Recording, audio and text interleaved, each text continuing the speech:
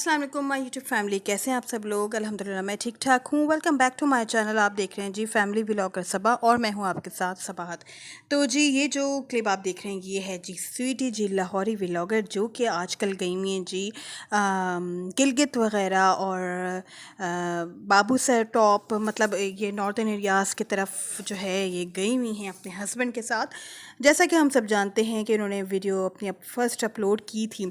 अच्छा जी, इधर जो है मैं इनसे ये पूछना चाहूँगी कि आपसे तो जी अंबरनाज ने उनकी पूरी फैमिली ने प्रूफ मांगे हुए हैं कि जो आपने बात की थी आपने और आपके भाई ने कि जी अंबरनाज का जो है वो पहला निकाह भी हो चुका है और आप लोगों ने प्रूफ के लिए एक पिक्चर दिखा दी थी, ठीक है। लेकिन अब हम सब और अंबरनाज जो हैं उनकी पूरी फैमिली वो आपसे मांग रहे हैं जी निकाह का प्रूफ। वो कह रहे हैं जो आपने बात की है तो इसका प्रूफ क्या है, आप हमें प्रूफ दें।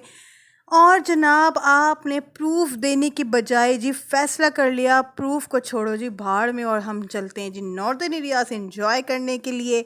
और जैसा कि अपने क्लिप में कह चुकी हैं कि बहुत मज़ा आ रहा है जी, सारी डिप्रेशन जो है वो हमारा ख़त्म हो गया है।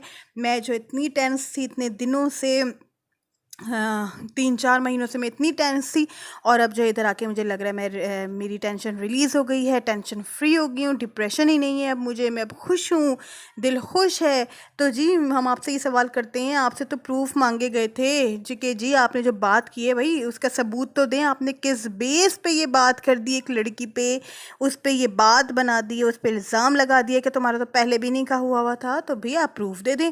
जबकि शबाना आंटी उनके हस्बैंड ने इनाम भी रखा हुआ आप लोगों के लिए कि आप प्रूफ देंगे तो आपको 50 लाख का इनाम मिलेगा। तो जी आई थिंक कि अगर आपके पास प्रूफ है तो जल्दी से उनको दे दें और 50 लाख रुपए ले लें भाई। इससे बड़ा, इससे अच्छा काम कोई नहीं होगा। जल्दी से हम लोग इंतज़ार कर रहे हैं कि हम भाई आप हमारे सामने प्रूफ लाएं, हम भी देखें। अच्छा जी, तो यहाँ पे जो है स्वीटी हमें बताती हैं कि इनका प्रोग्राम बना जी नॉर्दर्न एरियाज़ जाने का, तो इनकी एक फ्रेंड इनको जो है वो मशवरा दिया कि भाई प्लेन पे ना जाना बल्कि बाय बस चली जाओ और उधर जाके अगर तुम प्लेन पे जाओगी तो तुम्हारा ख़र्चा भी पड़ेगा और तुम सही से इंजॉय भी नहीं कर पाओगी और तुम जो हो सही से एंजॉय नहीं कर सकोगी। और तो फिर इसलिए जो है इन्होंने बात मान ली। और ये जो है एक मतलब एक ट्रैवल एजेंसी कह लें, इस तरह के एक होता है, उसके थ्रू जाया जाता है। एक ग्रुप बना के वो लोग लेके जाते हैं लोगों को लेके जाते हैं यहाँ से। और ये बता रही थी हमें कि हमारा जो ग्रुप था उसमें तकरीबन कोई 22 लोग थे, जो कि 5 फैमिलीज़ थी। तो ये सब लोग मिल के जो है वो गए थे। ट्रेन का सफ़र आपने नहीं अवेल किया बल्कि बाय रोड आप आई। और बाय रोड तो आई थिंक बहुत ज़्यादा इंसान जो है वो थक जाता है, क्योंकि बाय बस आई हैं तो बस में तो इंसान सही से लेट भी नहीं सकता, रिलैक्स नहीं कर सकता अपने आप को। और हिम्मत है कि जी आप इतना बड़ा सफ़र जो है आपने वो बस में कर लिया। चले, बहुत से लोग जाते हैं, बहुत से लोग इसी तरीके से जाते हैं और इन्जॉय करते हैं। अच्छा, तो उसके बाद जी फिर ये 15 घंटे के बाद ये बताती हैं कि लाहौर से 15 घंटे के फासले पे एक पॉइंट आया गिलगित से पहले, और उसका नाम जिनके हस्बैंड बताते हैं बैसल टॉप।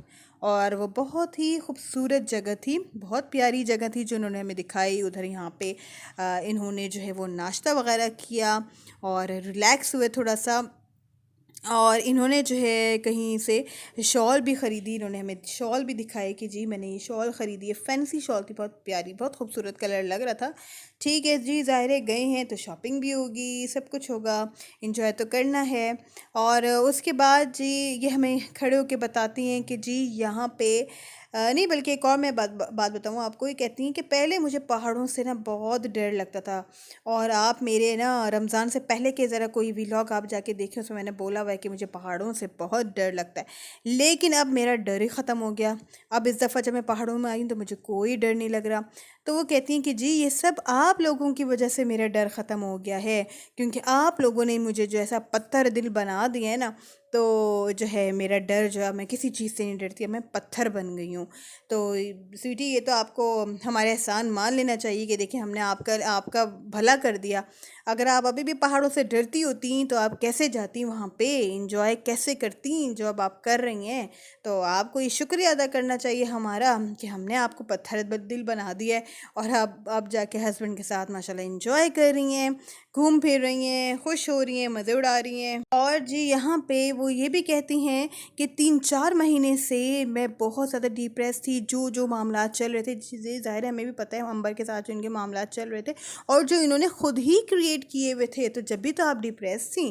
किसने कहा था कि आप ये सब कुछ करें, क्रिएट करें? भाई जो कुछ टेंशन थी आप उन दोनों मियाँ बीवी में ही छोड़ देती, वो खुद दोनों निमट लेते अपने आप में, आप कर लेते सॉल्व।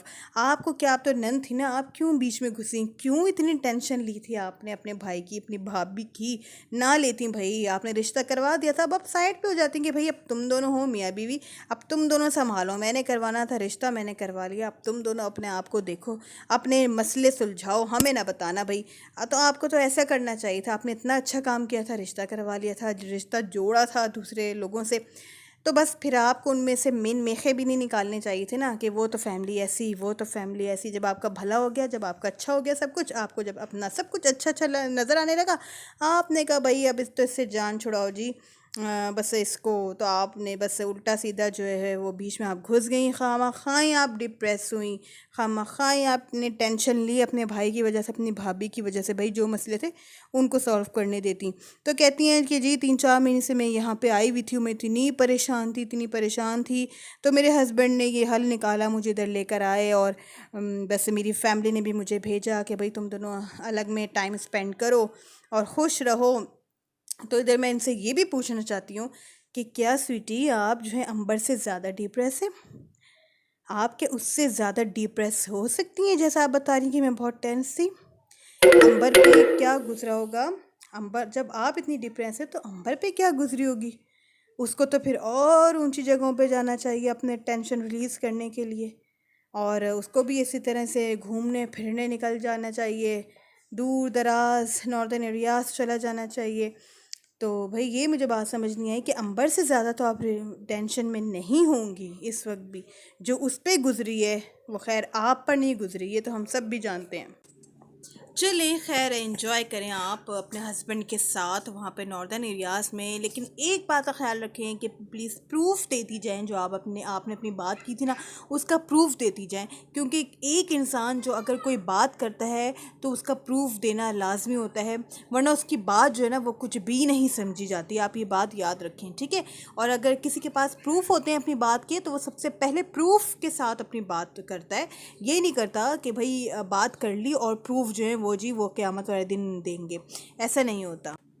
चलें तो व्यूअर्स, अब देखते हैं स्वीटी जीजू हैं हमें आगे क्या दिखाती हैं, क्या इंजॉय करती हुई नज़र आती हैं, कहाँ जाती हैं, क्या खाती पीती हैं। तो बस अब हम देखते हैं आगे होता क्या है और कब हमें हमारे पास प्रूफ लेकर आती हैं अपनी बात का, ठीक है? तो जी बस यहीं तक का था मेरा आज का रिएक्शन। पसंद आए तो लाइक ज़रूर कर दें, चैनल को सब्सक्राइब ज़रूर कर दें। बहुत से लोग आते हैं चैनल को सब्सक्राइब नहीं करते, सिर्फ वॉच करके चले जाते हैं। और अब कमेंट्स में मुझे ज़रूर बताएं आप लोगों को मेरा रिएक्शन कैसा लग रहा है। अच्छा जी, अपना रखें बहुत सारा ख्याल, टेक केयर, अल्लाह हाफिज़, बाय बाय।